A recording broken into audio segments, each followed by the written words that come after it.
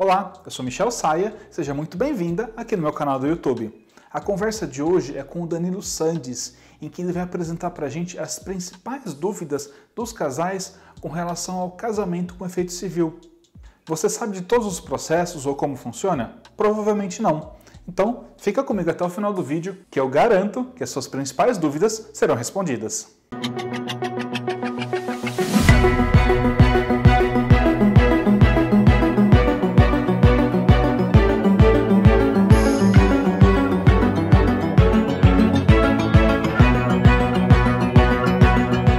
Hoje estamos aqui com o Danilo Sandes, ele vai conversar um pouquinho com a gente sobre a cerimônia ecumênica com efeito civil.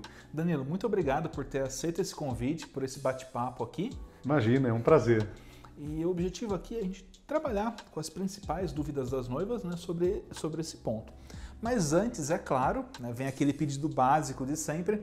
Se você está chegando agora no canal e ainda não é inscrito, clica aqui embaixo, se inscreva, que a gente gera esse conteúdo aí semanalmente, principalmente agora com foco para as noivas, para você que vai se casar. Danilo, conta um pouquinho da sua história, sobre o seu tempo no mercado, sobre a parte de celebrante, juiz de paz, para o pessoal te conhecer um pouquinho mais. Perfeito. Meu nome é Danilo Sandes, eu sou radialista de profissão, mas já não atuo em rádio há muitos anos, e migrei para a área de eventos como mestre de cerimônias e, posteriormente, eu me tornei celebrante de casamentos.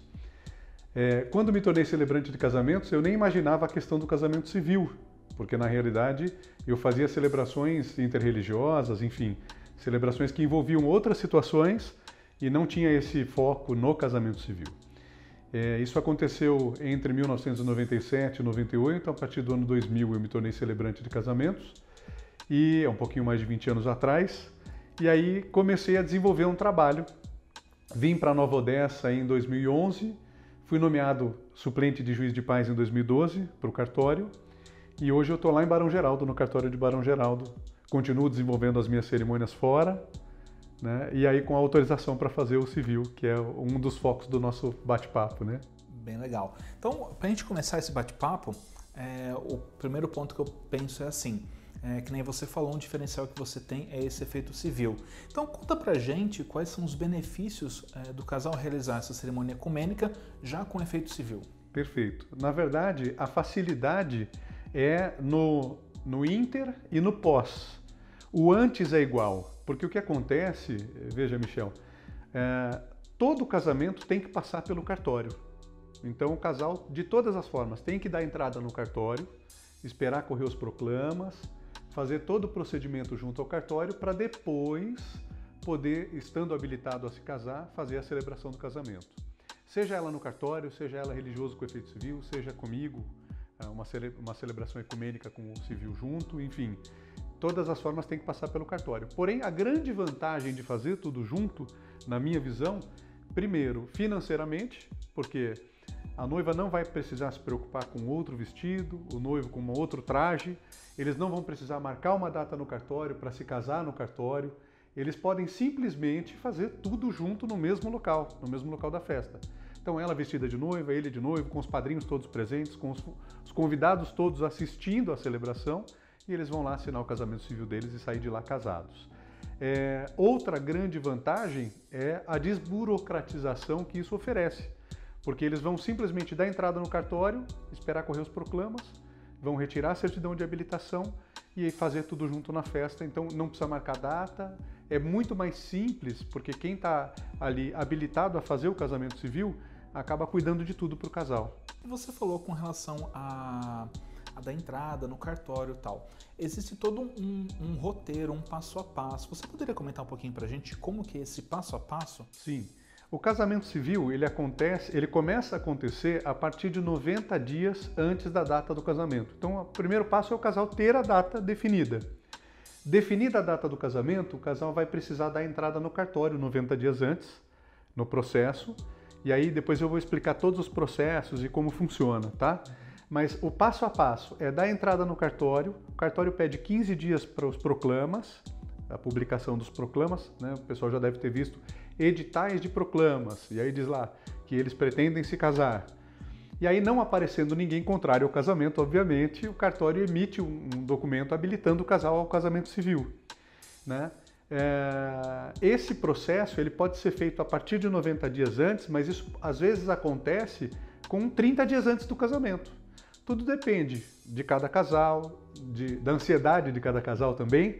E na realidade é importante frisar que depende de como estão os documentos de cada casal, porque pode ser arriscado deixar para 30 dias antes. Então, a orientação que eu sempre dou aos casais que atendo é que eles procurem o cartório a partir de 90 dias já para dar entrada e ficarem livres desse processo. Sim, porque se enroscar um processo aqui, um documento Sim. Ali, o casal tem todo aquele tempo, uma tranquilidade maior aí para cuidar, para não chegar na última hora e falar assim, não, mas hoje o documento que você esperava não dá mais tempo. Isso é bem importante. E com relação aos tipos de registro, como eles são feitos, você poderia explicar um pouquinho para o pessoal também? Sem dúvida. O casamento civil ele é registrado basicamente de 3 formas. Ou diretamente pelo cartório, e aí no caso o casal tem que marcar a data e casar no cartório, ou contratar diligência no cartório, que fica um pouco mais caro, para que o juiz daquele cartório vá até o local fazer a celebração do casamento civil. Essa é a primeira forma. A segunda forma de fazer o casamento é o religioso com efeito civil, então o casal vai dar entrada no cartório, vai traduzir toda essa documentação para a igreja a qual pertence, e aí o padre ou o pastor vai fazer a celebração já com o efeito civil, com validade civil, e o casal sai de lá casado, só que geralmente os ministros religiosos entregam para o casal uma cópia da ata do casamento, do livro, né, da igreja, para que o casal leve de volta para o cartório para proceder o registro e fazer a emissão da certidão de casamento, né? E uma terceira forma, que também é bastante comum nos cartórios, é a conversão da união estável em casamento civil, para casais que já vivem juntos em união estável, a partir de 2 anos de convivência. E hoje em dia isso é declaratório, o casal não precisa ter isso documentado. Antigamente existia uma escritura pública de união estável que era registrada, lavrada em cartório de notas, mas hoje em dia não há necessidade de ter isso documentado no papel. Eles podem simplesmente alegar, na presença de 2 testemunhas, que eles convivem em união estável há mais de 2 anos e aí requerer a conversão em casamento civil. Nessa última, eles não precisam sequer fazer cerimônia. Eles podem simplesmente fazer o requerimento, dar entrada no processo e 15 dias depois de corridos proclamas, a certidão de casamento é emitida e um dos 2 passa pelo cartório só para retirar.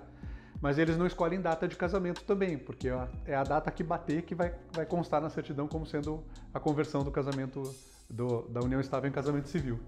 Eu achei bem legal essa colocação, porque às vezes a pessoa nem conhece, né, todo esse tipo de procedimento, e eu acho que essa parte meio burocrática ela gera muitas dúvidas nas pessoas também. Sem dúvida. Outro ponto que eu acredito que o pessoal deve te questionar bastante é com relação ao tipo de regime de comunhão de bens. Sim. Conta um pouquinho pra gente.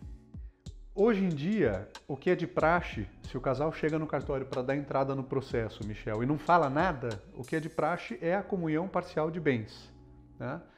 A comunhão parcial de bens funciona assim, tudo que é adquirido antes do casamento permanece individual e tudo que é adquirido pelos 2, a partir do casamento, é dos 2, é dividido em igual teor, né?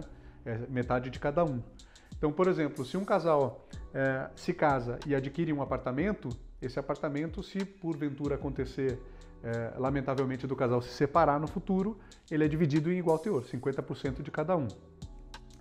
Existem outros 2 regimes de comunhão de bens mais tradicionais, que são ou a separação total de bens, para casais principalmente quando envolvem bens familiares, enfim.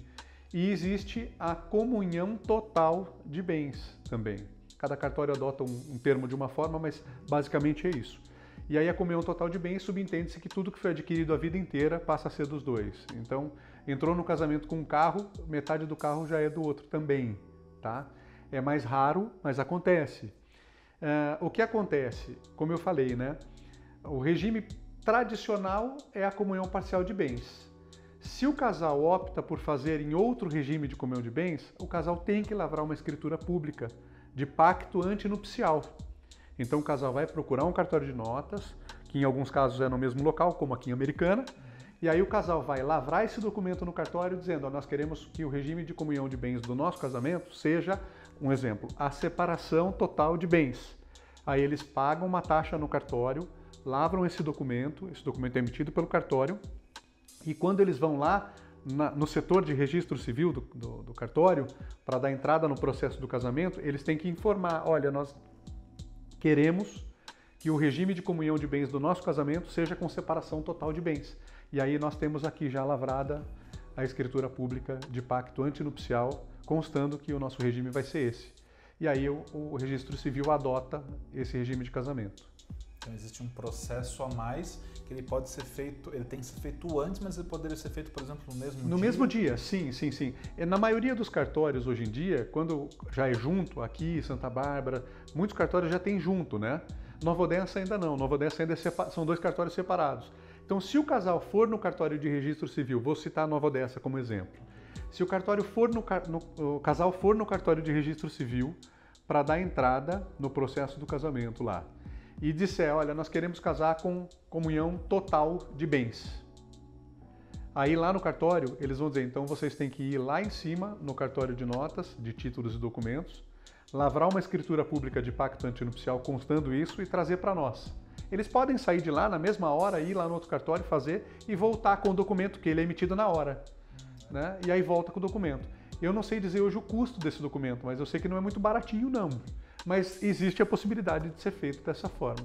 Perfeito. Tá? Eu acho que mesmo assim, a gente consegue clarear um pouquinho, porque eu, por exemplo, eu imaginava que isso seria algo ali simples. Você escolhe o tipo de regime, você não teria que fazer outra documentação. Sim. Não, tem que ser documentado isso. Tá? Eu acho que os casais também que pretendem casar num regime diferente, também não imaginava esse processo. Então, é um processo a mais aí para você que pretende mudar o regime do tradicional. Legal. Uma dúvida muito frequente, até um tanto quanto polêmica, seria assim, qualquer celebrante, ele pode realizar o efeito civil, uma chácara, enfim, ou tem que ser alguma coisa específica? Sim, não, na verdade não. Na verdade o que acontece é o seguinte, ó, nós temos hoje, quem celebra casamento atualmente, né? Nós temos ministros religiosos, de um modo geral, então, padres, pastores, ministros religiosos, juízes de paz, que são nomeados pela Secretaria da Justiça para algum cartório, né? Ou como titulares, ou como suplentes, ou como adocs, enfim. Esses são juízes de paz. E o celebrante social de casamento. Celebrante social de casamento foi uma nomenclatura que surgiu bem mais recente para uma necessidade. Houve uma demanda de casais que, por exemplo, interreligiosos, entre católicos e espíritas, entre católicos e evangélicos, entre evangélicos de denominações diferentes, celebrações homoafetivas, inclusive. Houve uma demanda, uma carência, né, nesse mercado, vamos chamar assim, por um profissional que atendesse a essas classes, né, a esses grupos.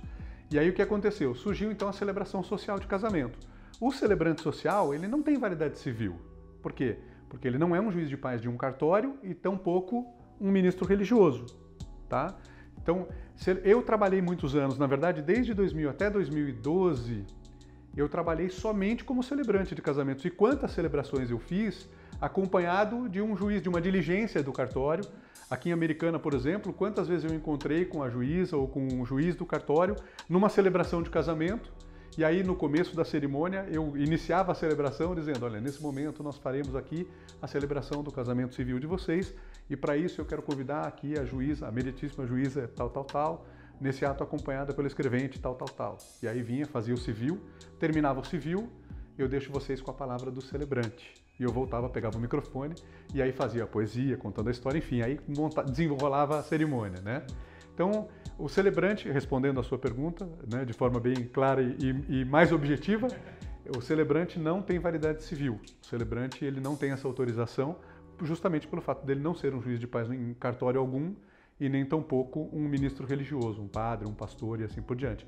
Alguns padres, alguns pastores, isso é uma coisa interessante, têm uma autorização para celebrar fora da igreja. Isso acontece. Por exemplo, a Igreja Católica, antigamente, o que a gente ouvia falar era só da Igreja Católica Apostólica Romana, tradicional. Surgiu, de uns anos para cá, uma vertente da Igreja Católica que é chamada a Igreja Católica Anglicana. E na Igreja Católica Anglicana existem padres que vendem o trabalho fora da igreja para a celebração de casamentos. a doutrina é diferente da católica apostólica romana. Inclusive, na doutrina da anglicana, os padres podem se casar, eles constituem família, é bem diferente. Mas nada impede do casal, se gostar da doutrina, ter uma celebração religiosa com efeito civil conduzida por um padre da anglicana em qualquer salão de festas. Porque, inclusive, já há alguns bons anos, a Igreja Católica Apostólica Romana proibiu os padres, a arquidiocese proibiu os padres de celebrar fora da igreja, fora do templo religioso. Então, com isso, os padres da anglicana acabaram ganhando um certo mercado, entre aspas, e tendo celebrações por aí, e eles podem fazer com efeito civil, porque é religioso com efeito civil, tá? Então, acho que para o casal que está procurando, que pretende fazer o efeito civil no local, a gente tem que tomar muito cuidado, muita atenção e verificar se realmente o que é falado para eles se realmente condiz com a realidade. Sim, justamente. Se é realmente um padre, se é realmente um pastor que está ali fazendo uma celebração religiosa com efeito civil, perfeito. Ou se é um juiz de paz que realmente está autorizado para isso, tranquilo. Bacana.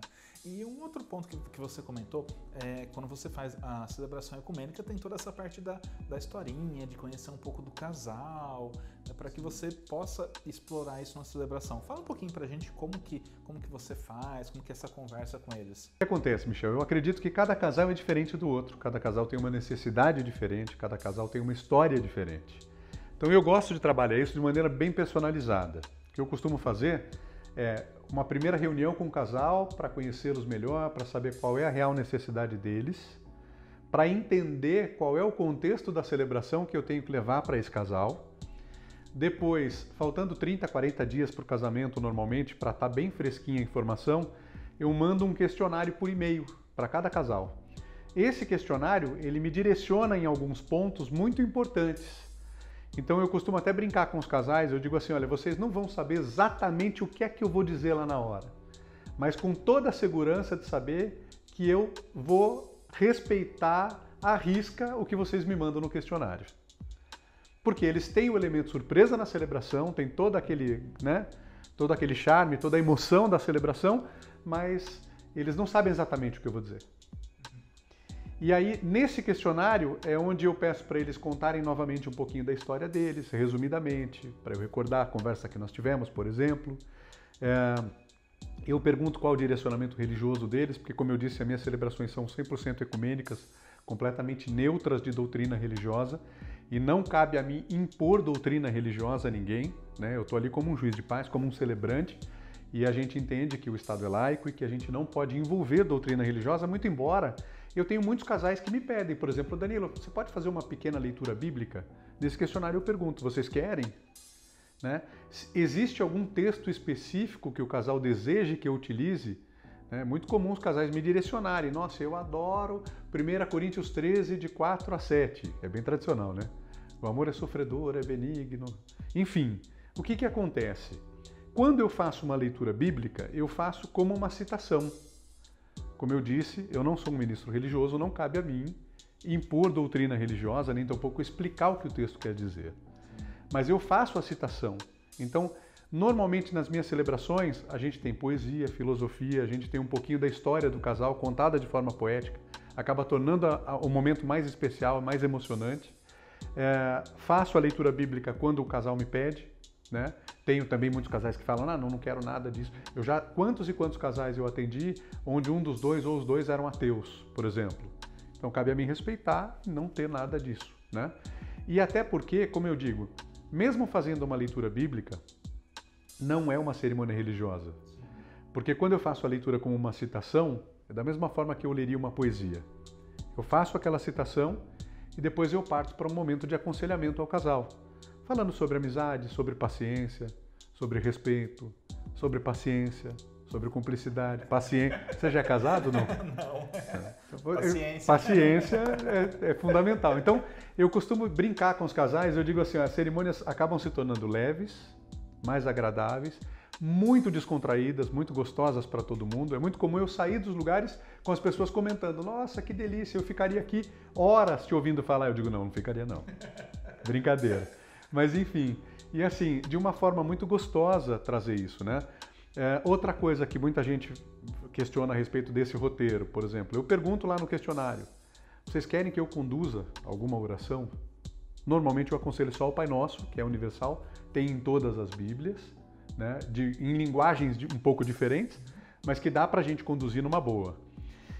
Deixa o casal assim muito à vontade para escolher se quer ou não, se quer alguma outra oração ou não, e inclusive se quer alguém da família conduzindo esse momento. Então é muito comum nas minhas celebrações eu chegar nesse momento, por exemplo, de troca das alianças, finalizar a troca das alianças entre um casal e aí depois anunciar, olha, nesse momento nós queremos convidar a vir aqui à frente, fazer uso da palavra, em um momento de reflexão, para que todos nós possamos elevar os nossos pensamentos a Deus, cada um à sua maneira, né? Agradecendo pela vida desse casal e pedindo pela união deles, pelo casamento deles, né? Que Deus abençoe a união deles. Então quero convidar aqui o pai da noiva, ou enfim, tio, e várias situações assim já aconteceram. Como já aconteceram situações, aqui em Americana, alguns anos atrás, eu fiz uma celebração que mais ecumênica seria impossível. Porque na mesma celebração eu contei a história do casal, fiz a entrada das alianças, e aí nós tivemos dois momentos da cerimônia. Em um momento eu chamei um padre, que era muito amigo da família do noivo, naquela época ainda podia, pelo menos uma participação alguns fazem, né? E aí o padre fez uso da palavra, fez uma pequena leitura da Bíblia, deixou uma mensagem, e em seguida eu retornei e chamei um pastor da Igreja Batista, que era o vínculo da família da noiva. Enfim, e aí acabou agradando a todo mundo, porque nós tivemos uma cerimônia com a participação de um padre e de um pastor, né? Isso também pode ser feito. Então depende muito de cada casal e da necessidade de cada casal. Por isso que é importante essa conversa, esse questionário, para que você faça aquela cerimônia bem com a cara do casal. Né? Exatamente, exatamente. Essa é a ideia. Mesmo se tratando de uma cerimônia mais tradicional, você consegue fazer toda essa personalização. Sim, porque na verdade, o que acontece em relação à questão de ser uma cerimônia tradicional, né? Por si só, ela já foge do tradicional. Porque quando a gente fala o termo tradicional, muitos casais pensam na cerimônia da Igreja Católica ou na cerimônia da Igreja Evangélica X ou Y ou Z, né? E quando a gente fala da celebração conduzida por um celebrante, que seja um celebrante social ou que seja, né? Essa celebração, ela foge do contexto do tradicional, porque ela já acaba se tornando uma cerimônia mais poética, né? Mais íntima para o casal. Eu já ouvi diversos casais dizerem assim, olha, eu optei por contratar um celebrante porque eu queria uma cerimônia que nos envolvesse mais, que contasse um pouco mais da nossa história, que tivesse essa cara, né? Eu já tive cerimônia de casamento de eu estar saindo e, por exemplo, algum convidado que está lá vem conversar, poxa, que legal, tá? Você é amigo do noivo ou da noiva? Você é amigo de infância deles, né? Os conhece há quanto tempo? E eu digo, não, eu não os conheço. Eu sou um profissional, eu estou aqui para conduzir o momento, enfim. Então, gera essa sensação gostosa de intimidade, né? De conhecer o casal a fundo, de falar sobre o casal com propriedade, com tranquilidade, de conduzir o momento com tranquilidade. Eu acho que esse é a palavra-chave, né? Não, perfeito. Danilo, eu acredito que esses pontos que a gente trabalhou aqui são as principais dúvidas aí com o casal, com os casais, mas de qualquer forma, tanto eu quanto você, a gente se coloca à disposição. Se alguém tiver alguma dúvida, pode estar procurando a gente, ou coloca aqui embaixo nos comentários, ou nas nossas redes sociais que a gente divulgou aqui também. E a gente vai ficar muito feliz em estar respondendo. Sem dúvida. Danilo, para a gente finalizar, deixa alguma mensagem para o casal, para o pessoal que está assistindo a gente? Com certeza. Eu vou falar um pouquinho sobre esse momento, então, que a gente está vivendo, né? Um momento de pandemia, um momento de incertezas, de dúvidas, né? Então, a minha mensagem para vocês é que tudo isso vai passar. Não desistam dos seus sonhos. Existem vários formatos de celebração diferentes acontecendo, né? Mais intimistas ou envolvendo poucos convidados, os pais, os irmãos. E você pode realizar o seu casamento e ter todo o registro disso, fotograficamente, cinematograficamente, enfim. Você pode fazer com que as coisas aconteçam de uma forma mais leve. Não desistam do sonho de vocês. Isso tudo vai acontecer. Ou hoje ou amanhã vai acontecer, vai ser lindo. Eu tenho certeza disso. Perfeito. Perfeito. E vai acontecer. Né? A gente trabalha para isso, né? Para estar motivando, para estar mais próximo do casal. Com certeza. Gente, se você... agora vem aquele pedido novamente. Se você curtiu o conteúdo, se você se identificou com o conteúdo, clica aqui embaixo, deixa aquele like, compartilha o vídeo com aquela amiga que vai casar, que eu acho que vai ser muito importante, tanto para você quanto para ela. Danilo, muito obrigado novamente. Eu que agradeço, por Magino. estar aqui junto com a gente e até o próximo vídeo.